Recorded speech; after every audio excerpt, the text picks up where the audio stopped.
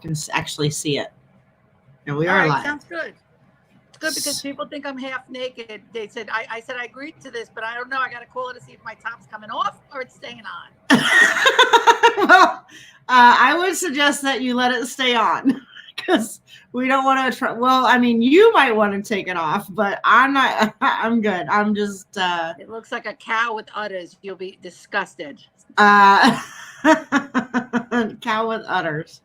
Okay. Mine looks like a pair of built-in slippers. Nice. All right. So, and then I want to just let people know that if they want to, we want to see your comments and stuff. So make sure that you go to StreamYard.com/Facebook and give them permission to post on your behalf so we can see your comments. Otherwise, we won't see your comments and we're just going to be talking. Okay. So here we go. You ready, Sandy? I'm ready. All right.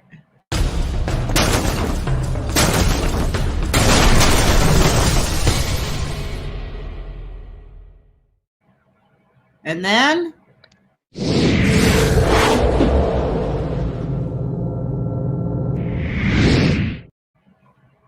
we'll go right there. Did you enter your name into the yeah, you did. I don't know why your name's not showing. That's so weird. But I'll introduce you. This is my very funny friend Sandy Ehlers from you would be from New Jersey, but what part of New Jersey are you from? Originally born and bred Hoboken, New Jersey. Hoboken, New Jersey, which is a great place to be right now. Right? I think, yeah. I'm 2 towns over now. New York. I'm West New York. You're West New York now? And how long have you been doing stand-up for? Well, Jess, it's funny you should ask because as of April 1st, I completed my 17th year. Did you really? Comic. No kidding. I'm in 18 now. You're in 8. You are officially on to 18 years, and you're funny as fuck. I love you, and I'm very glad that we met doing Pam Wert's show because she's phenomenal, and yeah, this is really great. So I want to play a clip so people can get to know you a little bit, and this one's from the Ladies of Laughter. I don't know if you were in the finals for this. I did. I think I won second runner-up in New York City or first runner-up in New York City. I can't remember. But It was about a few years ago, and I'm a little lighter and thinner and more gorgeous. So, go ahead. Okay, I got you. All right, well, here we go. And if anybody has watched this from the past couple of nights, I actually fixed the sound, so you'll be able to hear it this time. So here we go. I just have to push play. Charities, and she's currently working on her one-woman show, Sassy, Brassy, and Gassy. Put your hands together for Sandy Ehlers.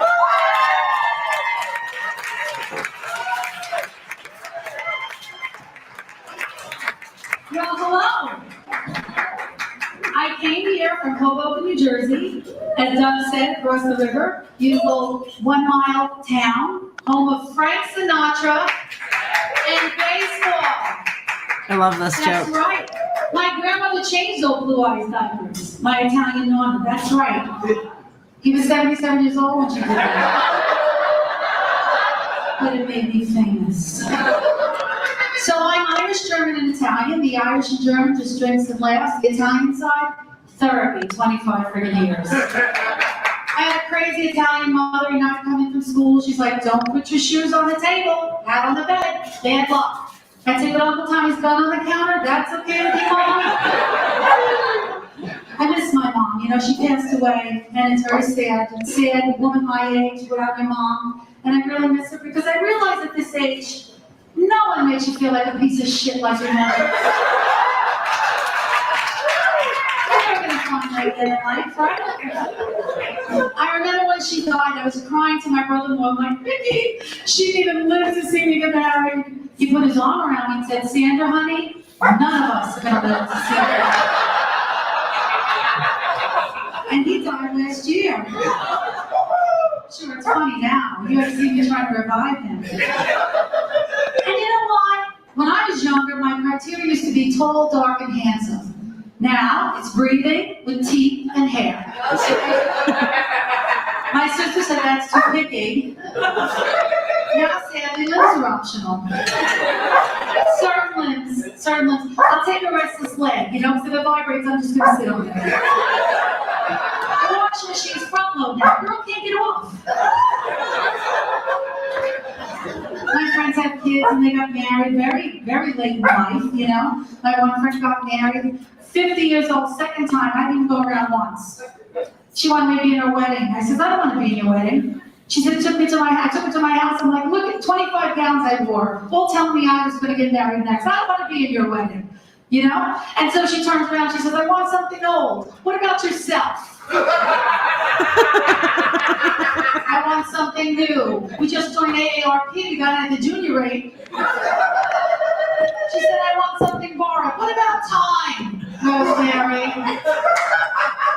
She wanted something blue. I'm going with the veins in your legs now. You're pissing me off.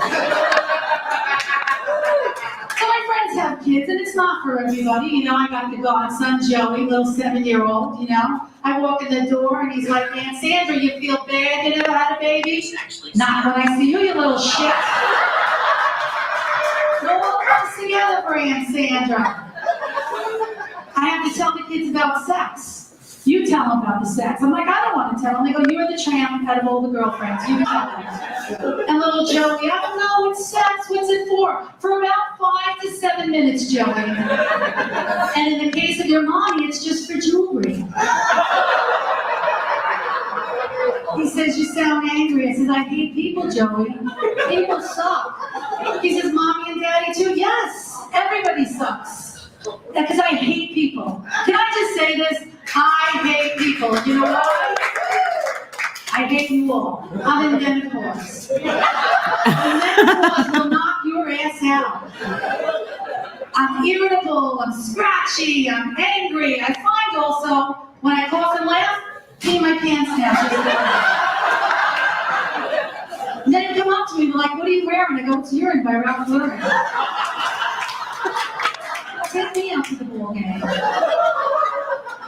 My sister called the other day. She wanted to know if the hair grew back on my legs. The hair just fell off my legs. I said, no, sis. I just have it on my chin and my chest now. I was on the bus the other day, and I saw like a hair just coming out of my nose, just popping in the wind. I was picking at it. Everybody's like, what are you doing? I go, I'm channeling Willie Nelson. So I'm back at Weight Watchers now, and I walked in the door after 20 years of being a lifetime member. They said, Sandy, welcome back. Your goal weight is 117. I said, no, that's my birth weight.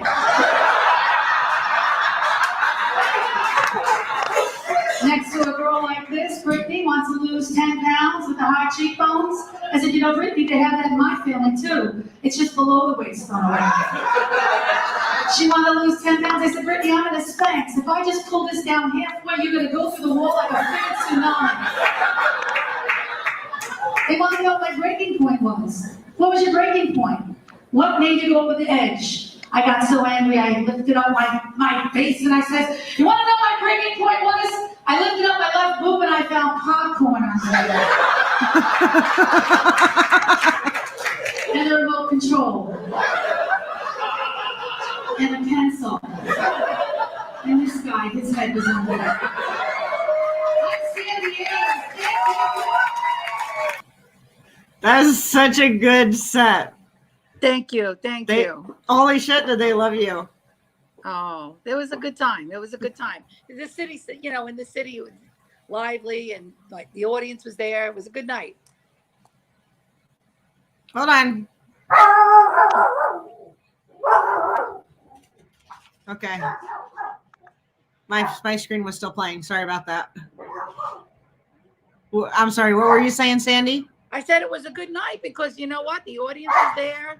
I was thin. I was tan. It was summertime. It was good. I'm looking at myself there. I was actually mourning myself as I'm watching myself. You were mourning yourself? Oh yeah, my used to be weight. I mean, I was probably 20 pounds less there, so it was cool. The 20 pounds during menopause makes a huge difference. Oh, it is. And then you got to add the CV19 weight now. We got the CV19. What? Oh, CV19 weight. Yes. Oh, yes. My first couple of weeks, I ate a lot. I'm slowing down on it now. I think I've caught up. Yeah. Yeah. I don't feel like I need to eat so much as I used to. Yeah, it's like they put us in a room. We're like, and now it's like, oh please. It's the end of the world here. Have as many cookies as you want. Yeah. Yeah. I put the refrigerator door back on because I'm You like, did? right. Yeah. So how are you? How are you doing? How was work today?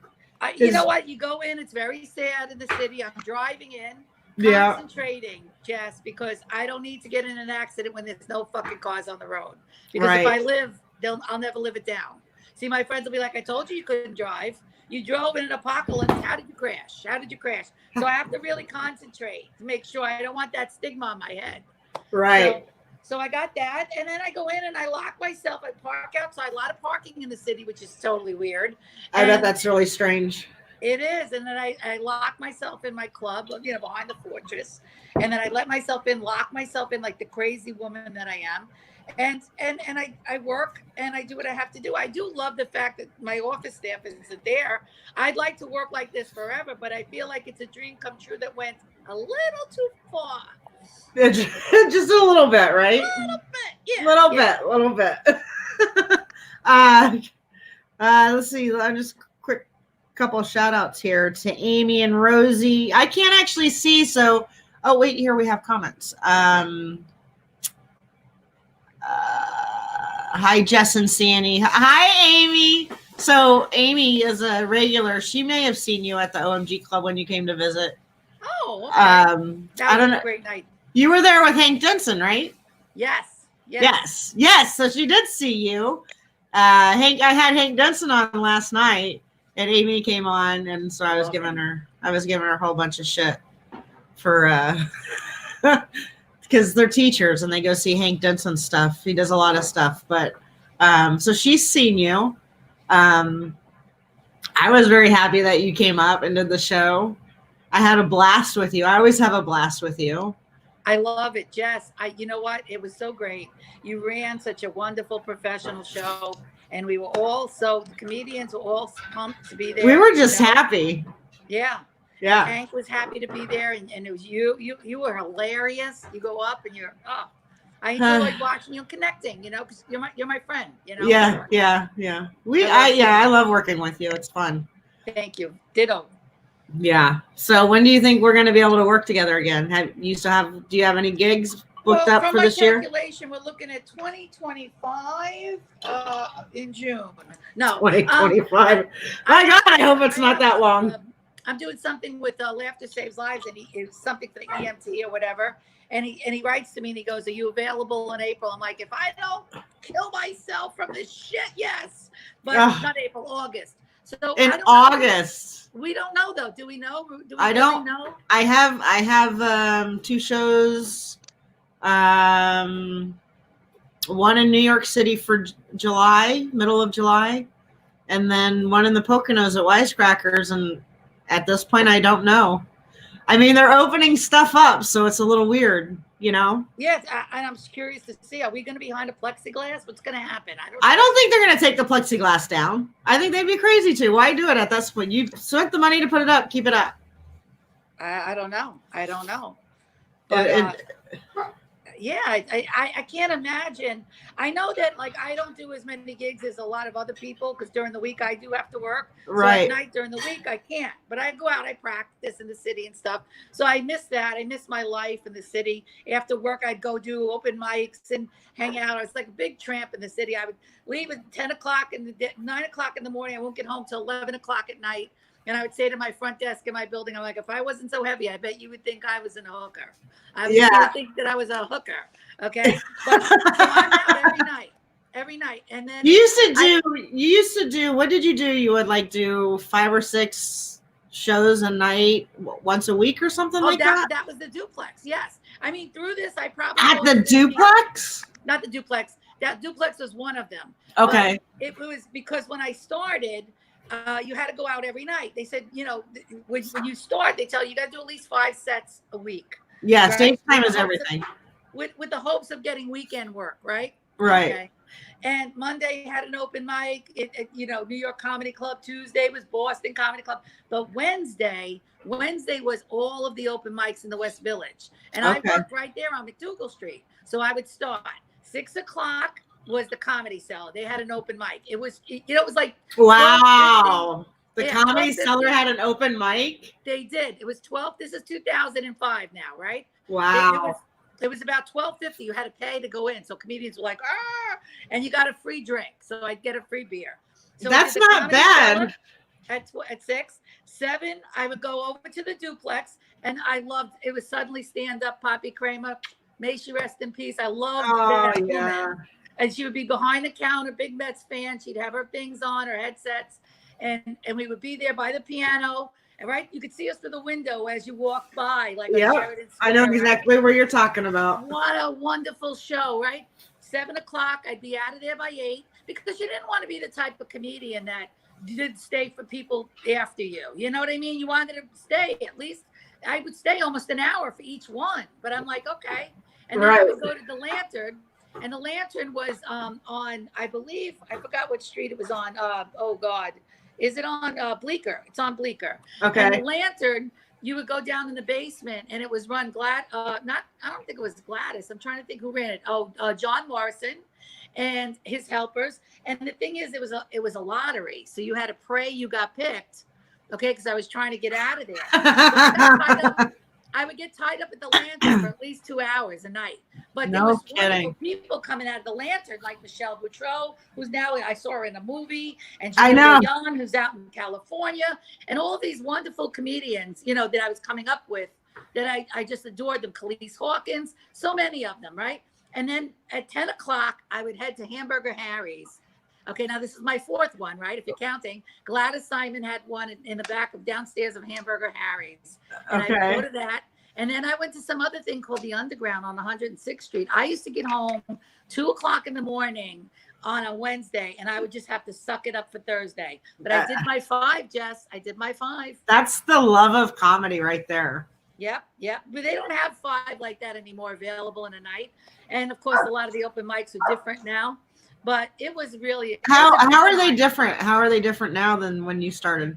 Well, now if you go to an open mic, I think the comedians that because every now and then, even back then, you'd run into comedians that are just in town for the summer or they're visiting. Yeah. And they think, I'm going to try this. So they're there, and they're not going to be around. So it's filled with a lot of people that want to be comedians. Okay. And what their deal is that they want to know, when can I get up? How many minutes can I do? When is my time? And I'm not staying for anybody else. So it's a different mentality. Yeah. They're not in the game. Do you think there's as much support now as there was back then? Or is it just different? But in a different way, because now with cell phones and stuff. I mean, there was a little bit of it when I was there in 2005 and from 2010, but now social media is just like, people can't pay attention 2 minutes to something, and to people now 5 minutes, even if you're another comic in the back of the room, it's too much to ask them. They only want to know when they're going to get up. That's all they care about, and it's very frustrating. I'll never forget, my friend Jose Diaz and I went to an open mic. Our friend Hector Luis was running one, and it was on 14th Street, and we go in, and I get on stage, and I'm telling some jokes, right? So I have popcorn under the boob. It's been an old joke, so I always use it. I was doing the joke, and then a new comic comes up, this young kid, right after me, and he starts heckling me in the audience.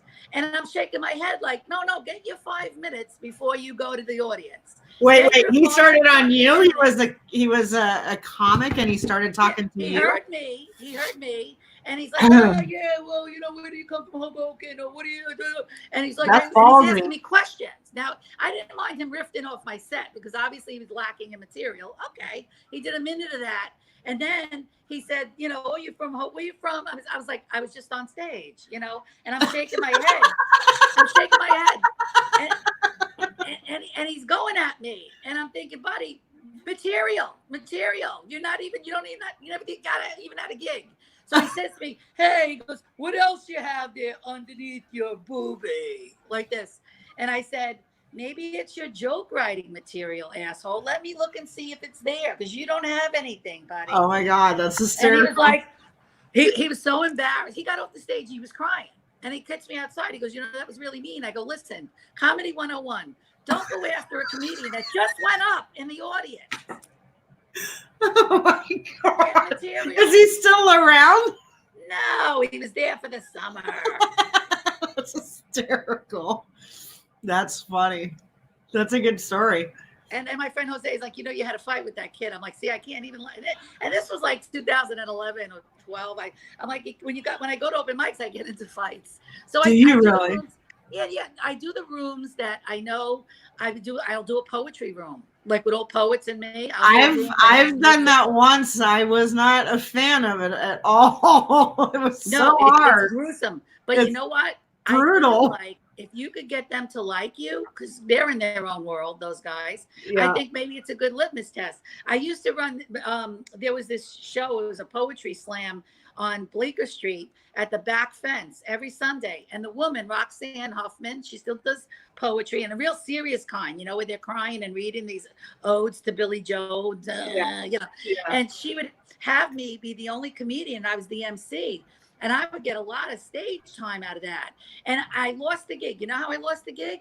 I included my comedian friends. And the deal was, it was a clean mic, okay? And I had Angry Bob go up there and say, I know what to do. This effing book this woman's put panther. And then we got thrown out. Chairs are flying.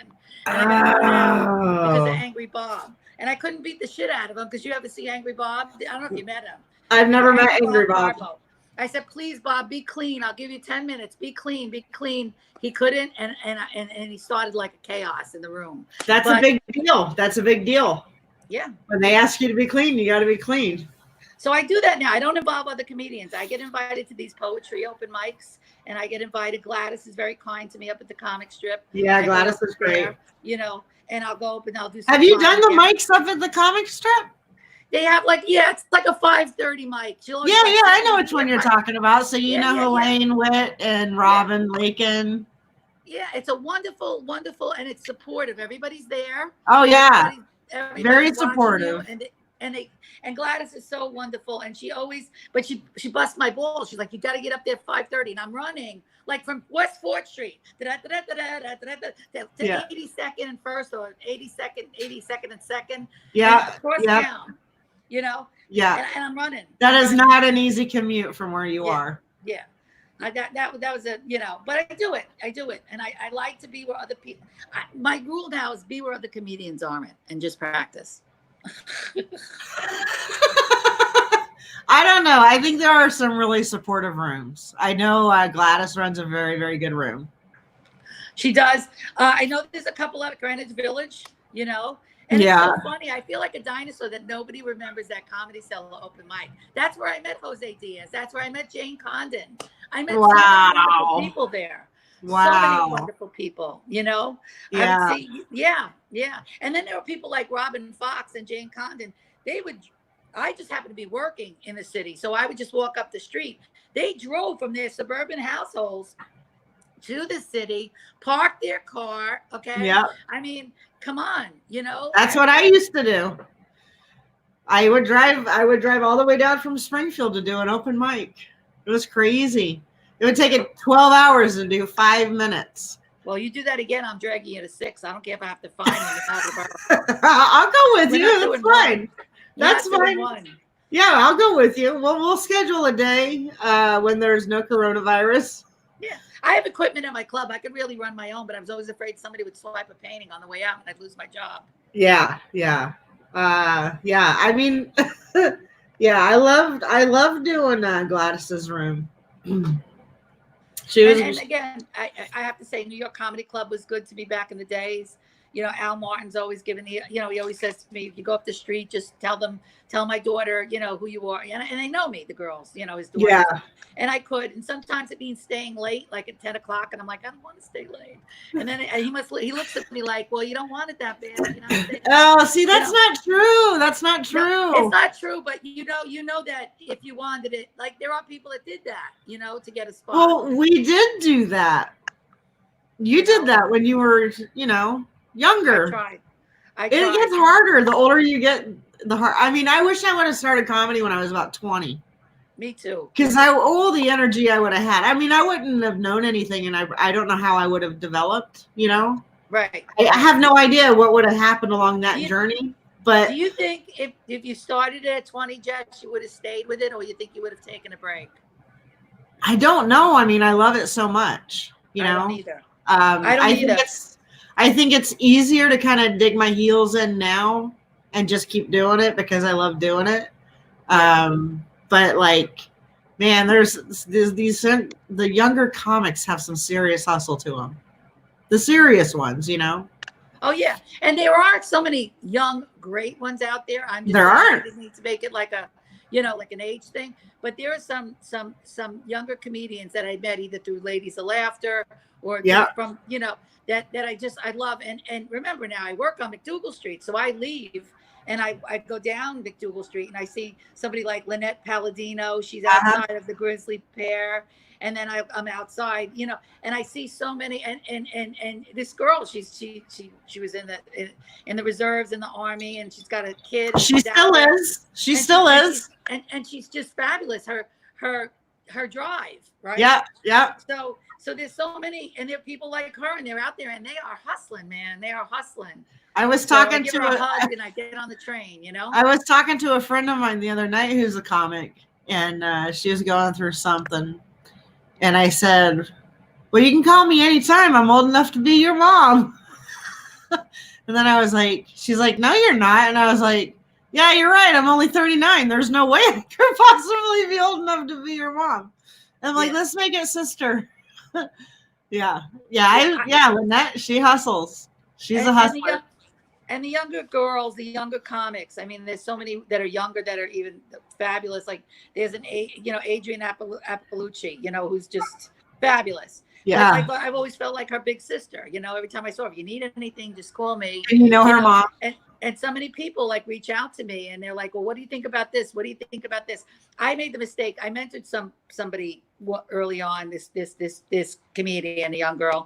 And what happened was she started to, you know, really excel. And then something happened where her head just kind of exploded. You know what I mean? Yeah. And I was kind of like, I backed off a little bit because I could see her saying, you know, just passing remarks about, like, badgering the people behind her that I didn't like it. She didn't seem like the type of person that was lifting up the people that were trying to help. You know, like I feel like, when things are happening to you, lift up the people, bring lift people up along. everybody, you know? And that's why I always say this about Amy Schumer, you know, and people, I don't care what your opinion of her is, but she took all her friends. She took Rachel Feinstein. She took, you know, Amy Glazer. She took Bridget, and she gave them all special. She took her friends and she moved up a step and she pulled them up with her. Yeah. And I give her so much credit for that. A woman bringing up other women. Yeah, that's a nice thing. That's a really nice thing. And you always said that, like, you know, you always like the first thing that happened with this when you said, "Oh, give me your I want to on the OMG page." You wanted to lift us up. You wanted us to advertise. You said, put a clip or put something. That's a woman helping another person, just getting up. You know, just help us. And you were so kind about that. And other people did that too. Yeah. From what you did, I feel like you started it, but then I've seen other people do it before me. I think that's how it should be, though. I think, you know, there's enough to go around that if we're all sharing, because people who know me up here might not know you. So you have a completely new audience up here, right? Now more people know you because you've been up here. But where you are, no one knows who I am. So if, you know, you're sharing my stuff and I'm sharing your stuff and everyone's sharing each other's stuff, you're bound to get kind of an audience from that. I agree, but remember what I said to you after the OMG thing, how many comics contacted me wanting to know, like, who's this? You know, like you're known now, you know, a lot more people know you. And when you come to the city, they're going to love to see you, you know. It's too bad that I couldn't keep that open. That's okay. I told you. You're meant to do something better and bigger, and it will happen because you already laid all the groundwork now. When you go in again, you're just going to be like, all right, well, anything that you knew could have happened. You've had every possible thing that could have happened to you. Anything bad that could have happened did happen. Absolutely. Right. Yes. Right? So Yes. this time around, it's never going to be like that. No, I've definitely learned a lot of good lessons. Yeah. Yeah. You're starting off on a good foot, you know? Yeah, pretty much. Pretty much. I can't wait till that happens, and I know it will be. And I hope you call me again, and you know. Oh if I yeah. could, I'll drive my audience up there to see you. You know. Well, we'll build you an audience up here. Yeah. Like that's the goal, right? Yeah. So it was a good thing. Yeah. Well, you go. I think because I had messed up your weekend with Sheena Reagan's weekend. I had booked her flight for the weekend. I don't know how I messed it up, but she had called me and I was like, I'm so excited that you're coming up. And she's like, I'm excited too. And I'm like, that's great. And then she called me the next day and she's like, you don't think I'm coming to this weekend, do you? And I'm like, yeah. And she's like, no, my flight's not booked until next week. So you kind of saved my ass on that. You and no, Jay, I didn't mind. I just got a problem with Friday because I knew I had something Friday, but Saturday morning. You had another gig. I love, like, when I have a road gig, I brag to everybody. I'm like, I'm on the road. It's so much fun, right? Yeah, I love it. I love it. The ride was great. The company was great. Where I stayed was great, and just hanging out with you guys at the place. And yeah, it was kind of weird a little bit because you had issues, because you're trying to get things going. But even in the midst of it, you were the most tremendous and gracious host. You and Steph. Oh, thank you. That's very sweet. I didn't notice any issues. I don't know what you're talking about. Yeah. Yeah. Wink. No. Wink, wink. Yeah. What if a little alcohol in my mind couldn't solve, but yeah.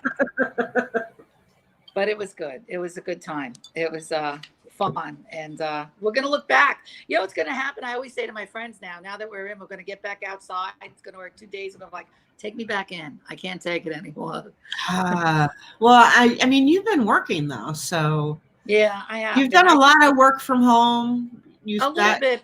And now it's switching more back over to you going back into the office.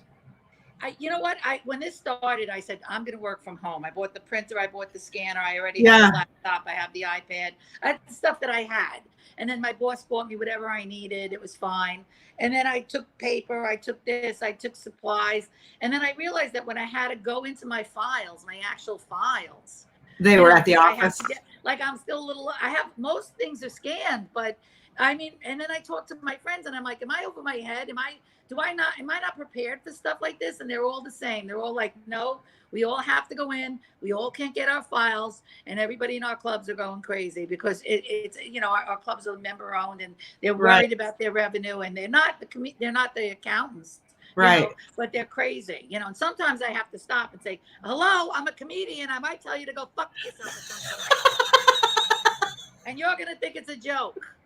I think sometimes one of my favorite things that you do are your morning broadcasts when you're on the ferry or coming over. Where are you at? You're at the Port Authority. People on the bus. And it fucking kills me how funny you are. I'm like, and I know that it's just, you're so deadpan about it that like you have some serious moments in there, but it's just like I die when I watch that shit in the morning because I'm just like, oh my God, Sandy, that's so funny. You're like, you're just very sincere about hoping that some bird shits on some lady's head.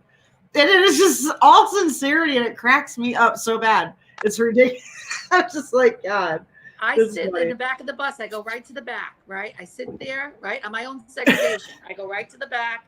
I don't bother anybody, but I get these ladies, these little Chiquita ladies, with the belly button blouse, and pants tight. You could see the camel toe on both sides of their fucking ass, okay? And then she comes and somebody spilled coffee. She sat in coffee. She's like, I have a meeting. I go, where? Hooters? She had her tits were hanging out. She had a belly blouse, the white pants, and I said, it's coffee, honey. It'll, because she's going crazy. Yeah. So it's coffee. I go, it's water will take it off. She's like, fighting with this one woman who spilled her coffee, but it might have been my coffee, but I don't know. Anyway, at the end of the day, she gets up and in the middle of this fight, she's cursing at me, and she gets all the way to the top. Now I'm afraid she's going to knife me, right? So I let it go. She gets to the top of the bus, and I yell out, and you're wearing white before Labor Day, bitch. Or you're wearing white after Labor Day, something like that. I go, you're wearing white.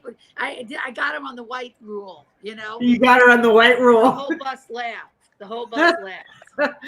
Oh my God. There was a woman on the ferry one time, and because the 128 bus, it's a different class of people because they can't afford it. But I take the ferry home. I'm taking the ferry home one time, and I see a woman. And she's behind her Coach bag, and this is the summer months now. She's clipping her toenails, and you got shrapnel going. Okay? And I'm like, people are so disgusting. I said, you belong on the fucking 128 bus, you little bitch. Oh my God, that's hysterical. Unbelievable. So yeah, you see some shit. So I'm wondering, Jess, I guess my question, giving me food for thought. Am I ever going to be on mass transit again, or am I going to drive in every day? Because that's a good fodder for my comedy.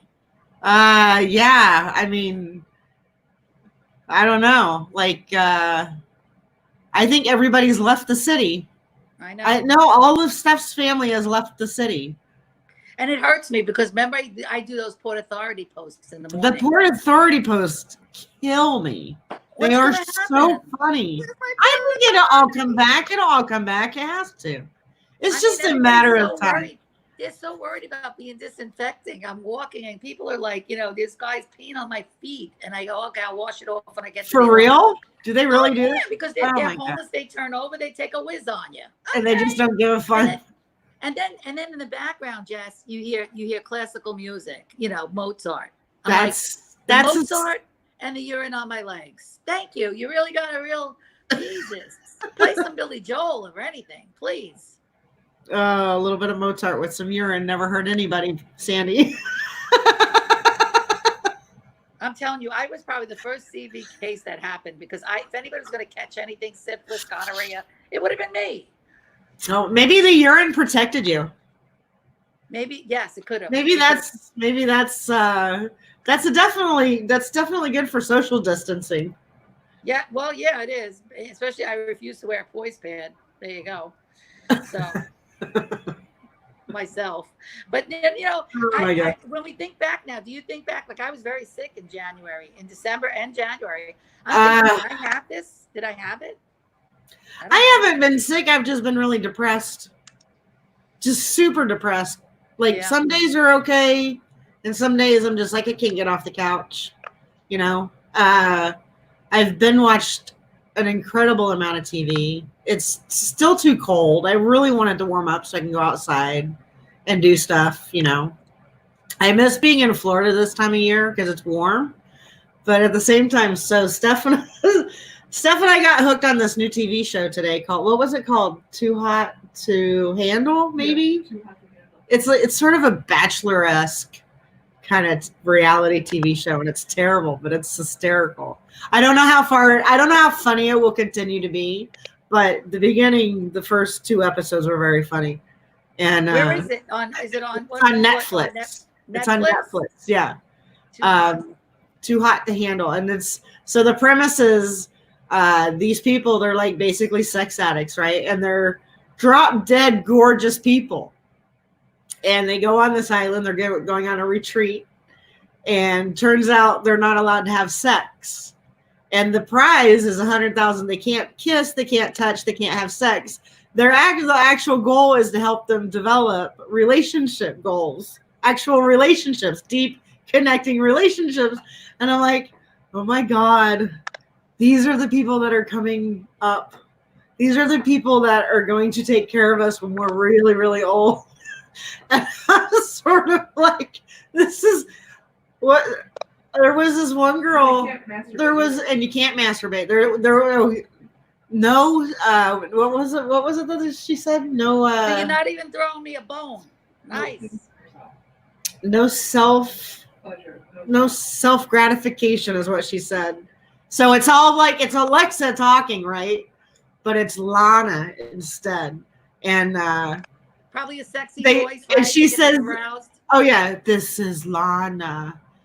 It's just hysterical. And she says, so there's no sex, there's no touching, there's no kissing, and there's no self-gratification. And one girl goes, well, what's that? And they're like, it's masturbation. Like, and then the guys are like, oh, wow. Like they didn't know what self-gratification was. And then and they're from different parts of the world, right? Like there's an Australian guy, and a girl from Ireland, a couple people from the UK, and one woman from Florida. She goes, "Well, I like the guy from Australia, but I don't even know where that is."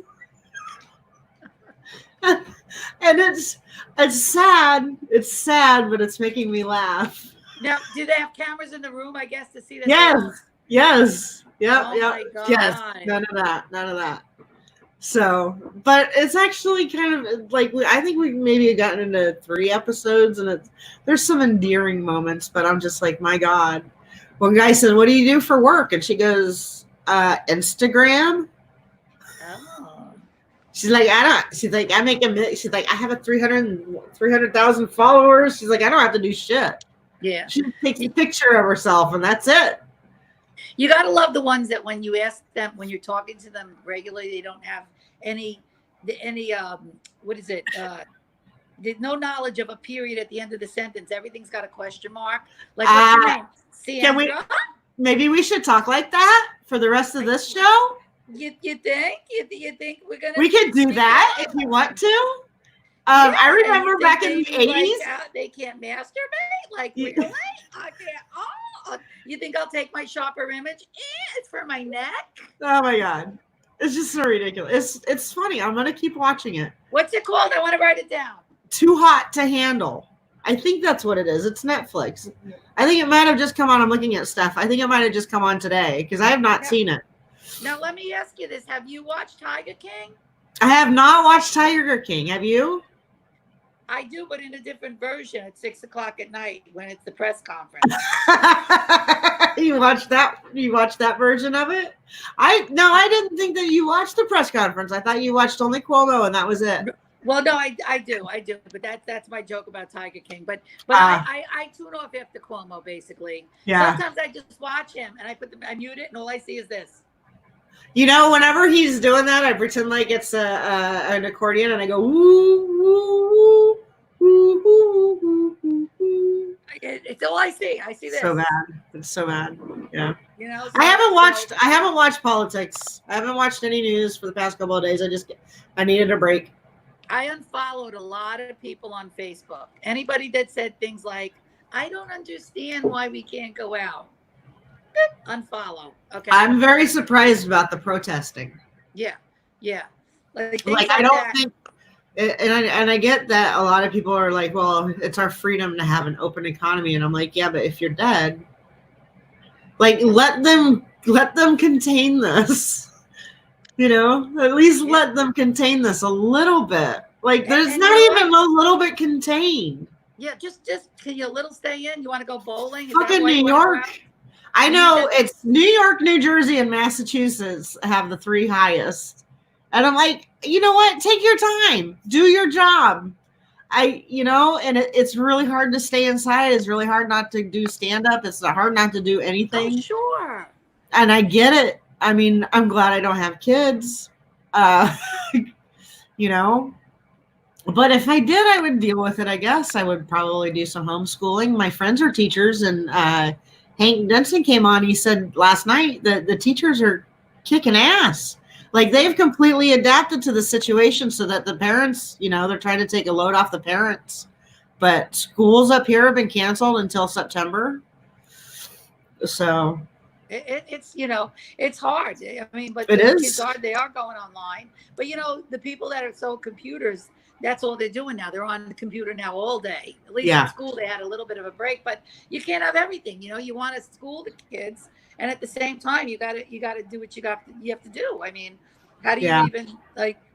It's so amazing to just see. But when I hear people say things like, "Well, I don't know anybody that died." I don't know anybody that died. I don't understand. I don't know. I haven't heard, not anybody in my town, nobody in my, okay, unfriend you. I'm unfriending you because I went at one guy. I said, oh, is it a lie like the Holocaust? Is that what that is? Not that it is. Did somebody actually say that? What? Someone actually said that? No, they said, I don't understand about the deaths. I think it's a lie. I mean, of course, people don't believe. I'm like, yeah, they're making it up. The nurses are going home crying. They're crazy. But yeah. people they have what they have in their minds, and you're never going to change them. But Just like no one's ever going to change my mind. And I have some really good friends that on the other side of the spectrum there, and the minute they talk to me, I go, you're never going to get me to agree that this is normal. I won't. I just won't. I've lived in abnormal, so I know what the fuck abnormal is. Yeah. Yeah. Right? When you got an abnormal life, ding, ding, ding, you know, for somebody else, they're like, is this abnormal? So they haven't lived it. I lived it. I'm like, okay, yeah. This is Angie territory. Boom, boom, boom. That's my mother's name. Right. I know. So, yeah. Anyway. Yeah. But we just have to get through it. I think everybody's a doctor on Facebook. Do you notice that, Jess? Everybody's a doctor? On Facebook. Everybody knows what the cure is. The thing about Facebook is you can be anybody you want to be. Yeah. Which, I mean, it's fun. On Facebook right now, I'm a comedian. But in real life, I'm not. Yeah. My sister goes, I get you. She goes, I don't understand. They could just take a Z-Pack and end this. The world. She said they want social distancing. I said, Sissy, you know what? Why don't you get some iodine and mix it with some Black Flag and call me? You know, if I took the Z-Pack or if I took the hydrochloroquine, it would kill me because it causes massive heart arrhythmias. Listen, I took the Z-Pack. I wouldn't take it. When I was sick, I told you I was sick, and I guess the doctors didn't know it was this. They gave me a Z-Pack, and it didn't work for me. Okay. And I had all the symptoms, you know. I guess I did, and I'll tell you what I did for myself, which there is some theory about heat killing it. What I didn't realize, because my chest was so worse than ever, I pulled out the Vicks vaporizer, and I just stuck my head in like for days. I mean, really? for hours. Just to breathe. I gave it such massive heat. I almost kind of healed myself, but that was just me, my body. You know what I mean? Right. And I was given some stuff, you know, my breathing cleared up, and I was trying to get phlegm up because that's the old fashioned when you. So you had the dry cough. Phlegm never came up. You had a dry cough then, which tells me, and at one point I had a slight fever, so who knows? I got it. I don't know if I had it, but the Z-Pack, the only thing it does for me, anytime I've ever taken a Z-Pack, is day 7, I shit in my pants. That's it. That's it. That's it. I know on day 7, I'm going to shit my pants. I have to map it out that when I have day 7, it's like, you're like, I got to call in to work and just be by the toilet all day. I have to do it. If I do a Z-Pack, it has to start on Monday, and I have to, if it's 5, it's got to be Friday at 5 o'clock. I got to be home. I got to, because I'm going to definitely lose my extremities on the day 5 or day 7 of Z-Pack. That is so funny. Yeah. It is what it is. And if I have to work that day, I'm going to be like, listen, I could blow it any minute sitting here. So I'll stay. Steph and I had gone down to Florida in the camper. I think it was last year. Maybe the year before. And there's a part on 95 when you're driving south that you go through Georgia, and it's low tide and it just smells really bad. It just smells like someone just took the biggest shit. Okay. And every time we've driven to Florida, there's this one patch and it's only like 5 miles long, and it's ice every time it's low tide. And ask anybody who drives down 95, they'll say, yeah, I know exactly where you're talking. I don't know where it is. I just know there's a spot. We hit Georgia because it's low tide. And it just smells. Someone took a big shit, right? And so we're driving along, and I said, it's how long have we been in Georgia? Because it still smells. And she's like, we're in South Carolina right now. And I was like, so basically it's not Georgia that smells anymore. It's us, because we were in the camper. Right? And we were dry camping, which is like when you take a shit or you have to do anything, you just pour a little bit of water down the tube, Yeah. Push it down with some bottled water or whatever. We had gallons of water, right? And we're like, well, we need to stop and fix this. So we pulled over, we got gas. Steph looked up a camping site on the GPS. We went to the campsite. We paid our $9 to flush the tanks. And while we were there, I said, what we should do is we should just fill up the fresh water tank so that we have a little bit more slushing around. We can run the water a little bit more. It won't get so concentrated and smell. Because we're going into 80-degree weather, right? And so we flushed the gray water out and the black water out, and then I filled up the fresh water tank, and we were on our way to go. A couple more days, we got to Florida. I had a show that night, Wednesday night.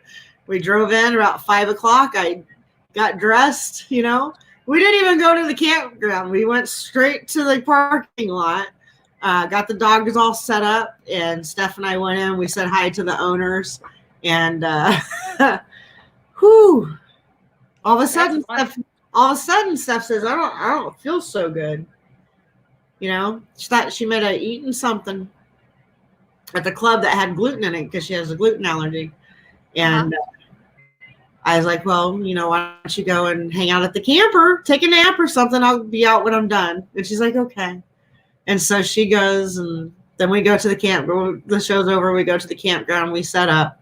And about 2 or 3 o'clock in the morning, oh no, I think when I got back to the camper, tell me if I'm right, they were shitting in the camper during the show. The dogs had shat in the camper while Steph was in there. So when I got there, I'm like, how's everything going? Are you feeling okay? And she's like, no, I've been cleaning up shit. And I was like, oh, that's weird. Well, sometimes Thumper can't hold it, so he'll shit. So I didn't really think anything of it, but she was not in the best of moods. And she's like, and I feel like shit. So the next, we get to the campground, we hook everything up, we get fresh water going. And Henry starts getting the shits. Henry's our other dog, and Henry's never gotten the shits. So the whole family had the and shits. They're both puking now, and Steph has the shits, and I'm just like, I don't have the shits. I'm okay. I didn't get the shits till the next day, and it was so. What had happened was while we were there, I had taken so there's a thing next to the sewer pipe that says flushing water only. This is not fresh water. Do not use this in your fresh water tanks because it's basically sewage water. And this was, I put it right in that fresh water tank. Nice. So I gave us all Giardia. I don't know why I'm telling you the story. Something about you saying day 7 shits. Wow. Yeah. But nobody had to be hospitalized or anything. It wasn't that bad. Oh, the Z-Pack. Yeah. So we took the dogs to the vet first, and the vet was like, yeah, you gave your dogs Giardia. Well done. Great parents. Haha. And then I said, well, can you just prescribe us medication? And she was like, no, I can't. You have to go see your own doctor. So we went to urgent care. And I went in, and I had bronchitis. I was feeling like shit. So it was from Wednesday to Thursday. It was like night and day difference. One of the worst sets I've ever had because I was like, I gotta go do my set, and I was like, oh, But they tried to give me the Z-Pack in because I had the heart ablation a couple years ago, and I have this weird wiring stuff going on in my heart, which there's no reason for it. There's nothing wrong with me. It just is wired wrong. I can't take it because it causes arrhythmias. My arrhythmias are awful, and I feel them, and I don't like it, and it's very uncomfortable, and they freak me out. I have a lot of anxiety because of it. So, they wanted to give me the Z-Pack, and they wanted to give me breathing treatments. I like how I'm doing this. The breathing treatments are great, though. I couldn't take it. No, because it caused because of the heart arrhythmia. So, going back to what your sister said. If I took that hydrochloroquine, I think that's what you call it, and the Z-Pack, I mean, people are dying from heart complications, and a lot of people. And it's not that it doesn't work, but I think people are missing the key concept that it has to be clinically tested. Yeah. First, if it works, 2, if it's safe, and then 3, I don't know what the third phase is. It's something in there. Somebody knows, say it. But I think everybody, don't you feel like it's everybody's DNA being different? Everybody's reacting to different medications. And that's what's so frustrating. I just want to get my charger. That's what's so frustrating about the people on Facebook. Just because one person took this hydrochloroquine, whatever, and they were fine, that doesn't mean the next person is. There was one guy on Channel 2 News, they reported that he was dying. He was in a coma. And they gave him a blood plasma transfusion. Yeah. I guess from somebody that was healed. Yeah. And let me tell you, he came right out of the coma. So yeah. the answer, I don't know. It's really. Give me Well, one that's second. okay. I just want to plug myself in. You know what I mean? What's the answer, Jess? You know, I think the whole thing is, but I think this is the thing that people aren't understanding, is that you just have to let the doctors have the time to do it. Right, right. But every time you talk to somebody, they're like, Hi, Hank.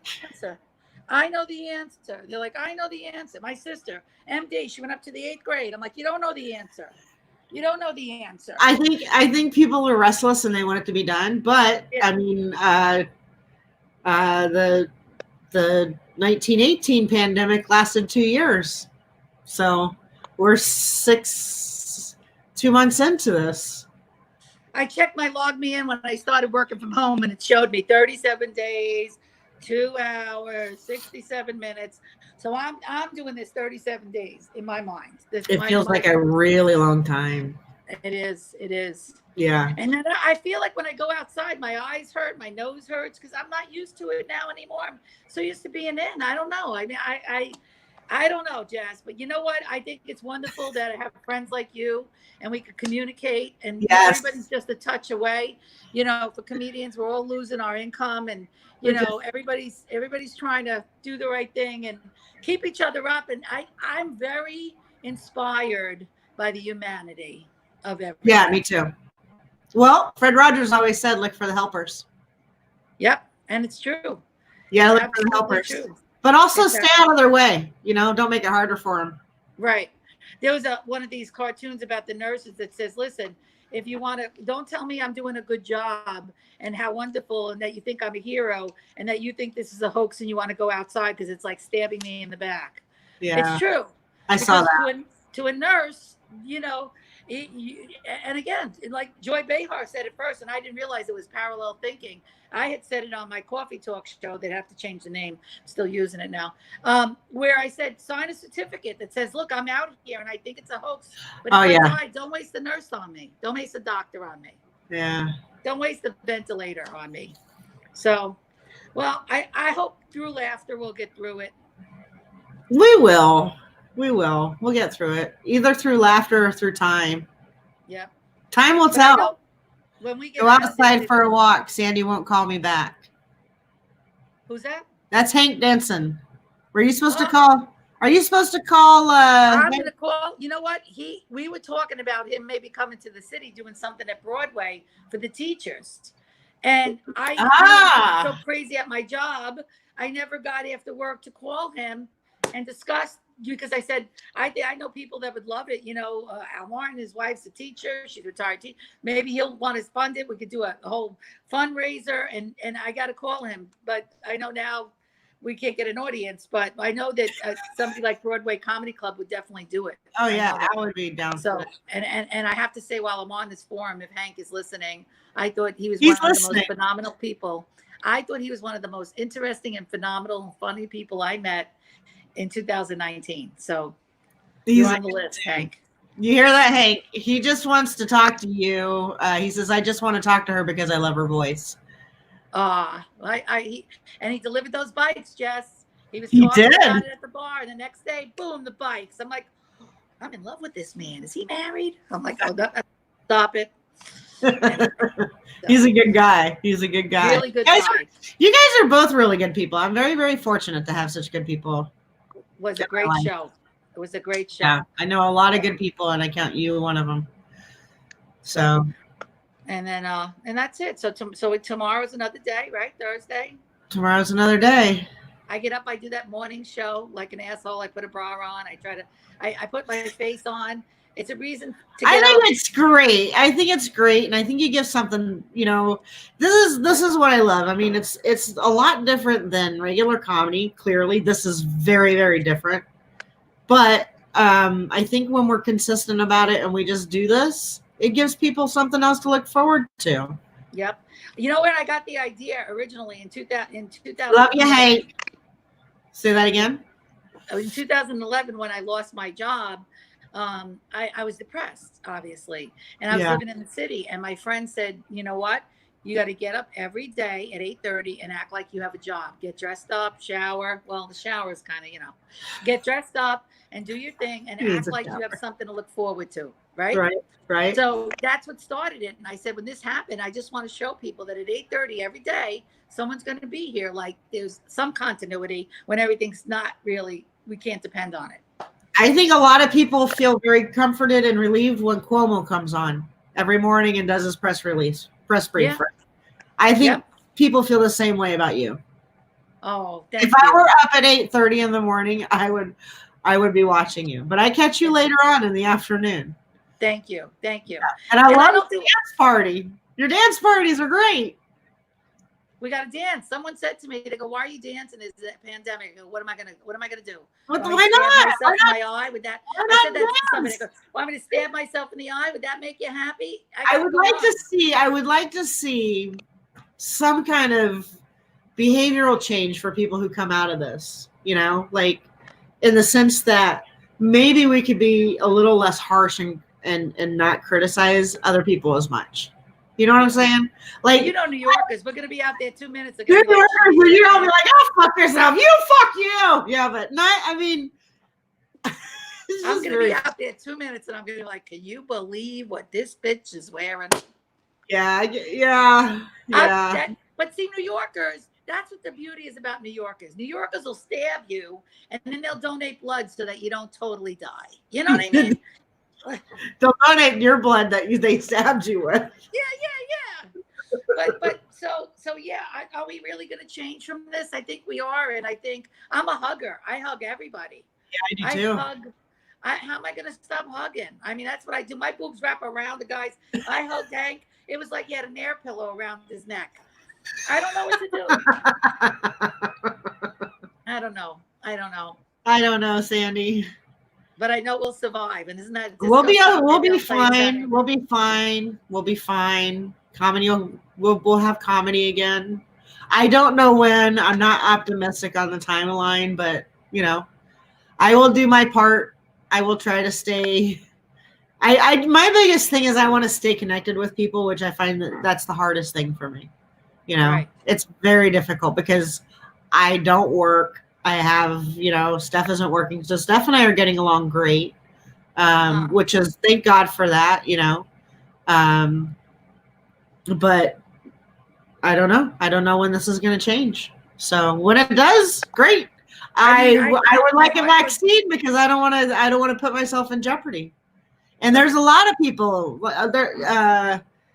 I was reading on Facebook this morning, there's a kid that I used to do theater with, and she has type 1 diabetes. She's had it since she was a little kid. Nothing that she can do about that, but she can't, she has a compromised immune system, so she doesn't want to get the shit. And they're opening up the beaches, which if you're opening up the beaches and people are being responsible about going to the beach, great. Be responsible to the but it makes me so nervous for people, but I'm not a politician, so I don't know what, do your thing. If you fuck up, you get voted out. It's really that simple. I agree. I think during this, for me personally, my personal journey has been like, I live alone. And I never admit that it's lonely, but it is. Okay. Yeah. And what happens is when I go out into the world, sometimes the first person I see, I talk like I do in the morning. Right. And I don't let anybody in. And that isn't because I'm rude or trying to be like an attention whore. It's because I'm lonely and I don't get to talk to anybody ever. Right. So here I am talking when I do get out into the world, like in the morning, my boss will come in and be like, he's like, you don't shut up. It's because I have it in because I'm by myself. So I don't have that interaction. And I find with this, to not even have a fucking fish or something, to take care of. When I go into those depths of loneliness, they're deep now during this. And I just, my friends happen to know when it is. And they could tell by when I'm texting and how I am communicating. And they call and they make a Zoom and they do it. They step in so graciously. And you have to. But that's amazing. The loneliness is palpable. I understand on the other side when you're with somebody, especially having a house full of kids and people that have dogs and pets, it can be so fucking annoying. But it's a diversion, Yeah. It's a diversion. Like you could be arguing with somebody, maybe not listening to how many people died, and at least for a minute you think you're concentrating on the argument. Right. So, but we do what we can, you know. Exactly. Well, Anyway. I love your morning coffee talk. I'm going to keep doing it. And I do think that if people want to follow you, because it's absolutely hysterical. It says be sure to follow him, which you're not a him. That was just an editing error I made. Is it San Comic is your Twitter account? SAN Comic? Okay. Yeah. SAN Cool. Comic. And the Facebook is Sandy Ehlers. Yeah. So I hope people follow you, and I hope that you get some extra views in the morning. Thank you. I appreciate it. And I hope we can do this again, because I love you and I think you're great. So thank you. And always a shout out to wonderful Pam Ann, who introduced us, who I love. Very big shout out. What a beautiful soul of a person, and a great comic and friend she has become. And I love her. I love her husband. I follow her. I watch her. You want her husband. What? You want her husband. Of course I do, but don't say that out loud. I don't want Pam to hear. Everybody knows. Everybody, even Stephanie, want her husband. He's gorgeous. He's so gorgeous. She could just send him here for me just one day. Just one day. Do what? Just send him here one day. One day. One day you'll tear him up. Yeah, it's worth breaking the quarantine. Oh, Larry.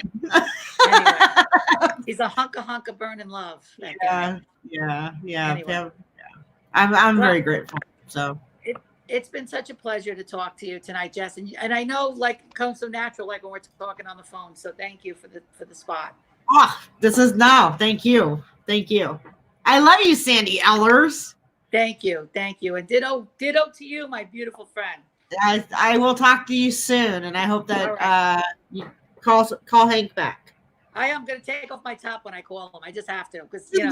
It says naked. The girls.